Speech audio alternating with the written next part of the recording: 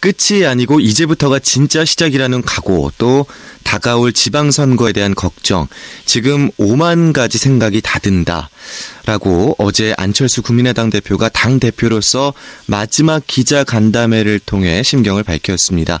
이 생각들의 시작은 국민의당 일부 의원과 바른정당이 하나가 된 이 바른미래당의 공식 출범이 될 것 같은데요. 오늘 창당을 앞두고 있는 바른미래당 그 창당의 의미, 또 앞으로 호남 정치의 지형 변화를 어떻게 예상하고 있는지 국회 부의장이기도 하시죠. 바른미래당 박주선 의원과 이야기 나눠보겠습니다. 의원님 안녕하십니까? 네, 안녕하세요. 네. 국민의당 내 중재파 의원으로서 이 통합신당에 합류하기까지 많은 고민이 있으셨을 것 같고요. 결국 또 바른정당과 합당 쪽으로 가셨는데 그 배경을 좀 설명해 주시겠습니까? 우선 그 광주를 비롯한 호남에서 적극적으로 지지를 해주셔가지고 국민의당이 탄생이 됐고 28명 국회의원 중에 23명을 당선까지 시켜주셨는데 네. 당이 이렇게 쪼개지게 돼서 대단히 죄송스럽게 생각합니다.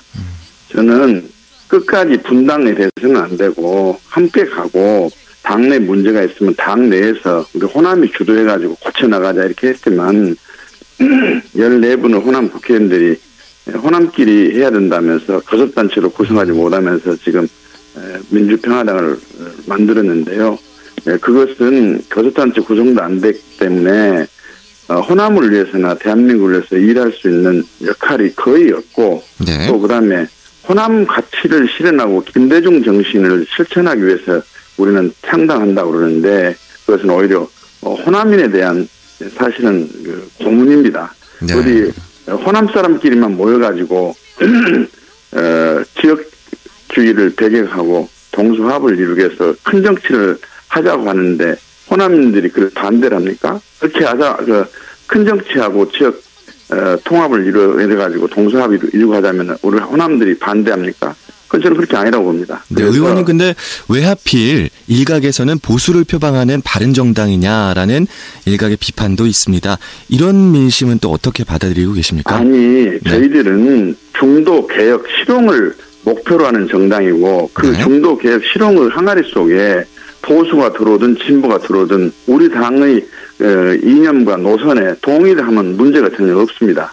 네. 그런데 신당을 창당한 분들은 저희들 보고 보수화가 되고 홍준표 자유한국당으로 갈 거다 그러는데 그런 것은 네. 너무 사실 아닌 비난이고요. 네. 제가 뼛속까지 호남이고 누구보다도 김대중 대통령의 정신과 가치를 네. 실천하려고 앞장선 사람인데 네. 제가 있는 한은 그런 내용은 지우고 비난을 위한 비난에 불과하다 저는 말씀드립니다. 네, 특히 그리고 호남의 네. 애소와 또 이렇게 호남 고립화를 가져오는 호남끼리만 하는 정치가 우물안의 개구리식 정치지 이게 무슨 호남에 도움이 됩니까? 국가에 도움이 됩니까? 네. 진정한 호남인의 뜻은 그건 아니라고 저는 봅니다. 네, 이 보수 지향 색채를 띌 것에 대한 우려는 걱정하지 않아도 된다라고 말씀을 해주셨는데 또 언론에는 이 바른미래당의 당헌 당규 정강 정책에 합리적 중도라는 것을 합리적 진보로 좀 수정해달라라고 국민의당 일부 의원들이 요구했다는 또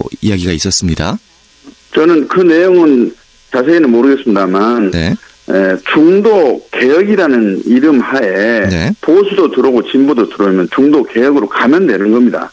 그리고 보수의 진보니 하는 것은 학자나 언론에서나 쓰는 용어지 나라를 위하고 국민을 위한 정책이 보수 측에서 요구를 하게 되면 진보는 무조건 반대해야 됩니까?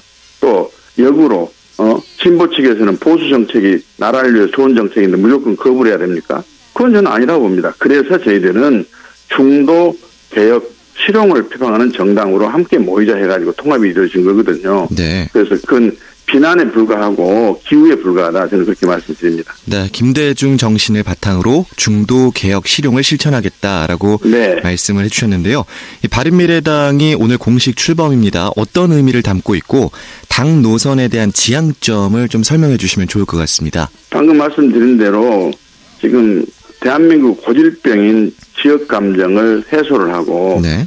지역주의를 청산을 해서 동서합을 이룸으로써 국력을 더 극대화하고 국민 통합을 이루면서 이것이 정치 개혁의 걸림돌 역할을 하고 있는데 정치도 개혁을 하자 하는 목표 속에서 바른미래당이 출범을 합니다. 네. 그리고 지향하는 이념은 아까 말씀드린 대로 김대중 정신, 호남의 가치를 분명히 실천을 시킬 것이고 네. 중도 개혁의 실용을 목표를 향해서 가는 정당이다. 이렇게 이해해 주시면 되겠습니다. 네.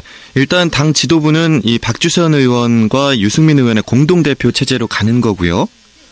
그렇죠? 아마 그럴 것으로 생각합니다. 네. 그러면. 네, 그게 이제 네. 호남을 대표하는 박주선과 네. 또 영남을 대표하는 유승민, 이게 동서 화합을 이루겠다는 그 의미가 상징적으로 있고요. 네. 그 다음에 양당의 서로 대표성을 가진 분들이 와가지고 실적인 화학적 융합을 이루는 역할을 해야 되기 때문에 네. 당분간은 공동대표체로 갈 수밖에 없다 이렇게 말씀드립니다. 네.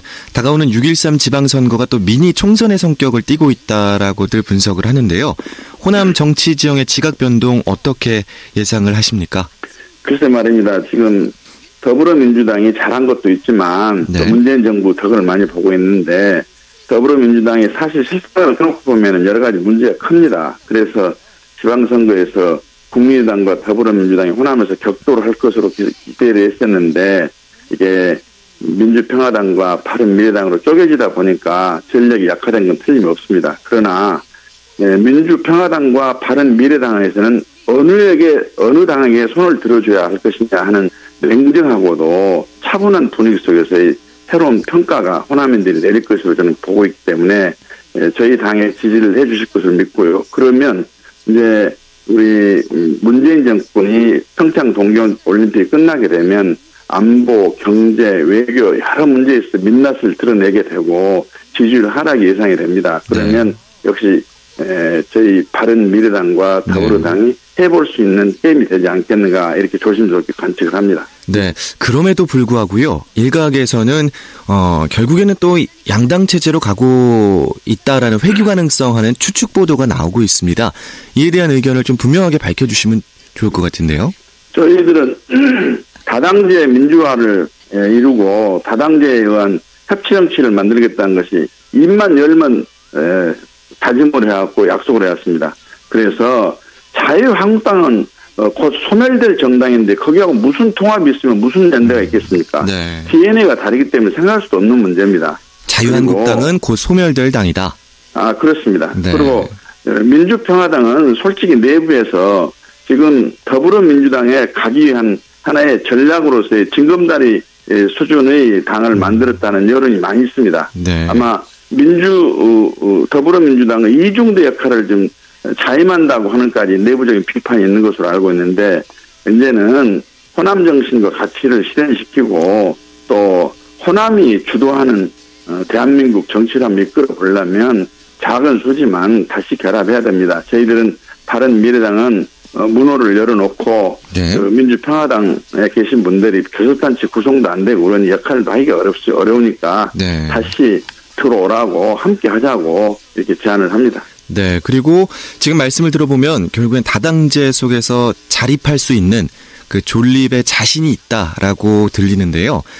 그러면 6월에 지방선거 전략, 구체적인 전략을 좀 생각해 보신 게 있습니까? 글쎄, 이제 상당히 되면 바로 지방선거 기획단이 이제 출범하고 네. 새로운 인재 영입에 박차를 가하겠습니다. 그리고 저희들은 수도권 지역에 상당한 지금 기대를 많이 모으고 많은 후보들이 지금 저희들 문을 좀 노크를 하고 있습니다.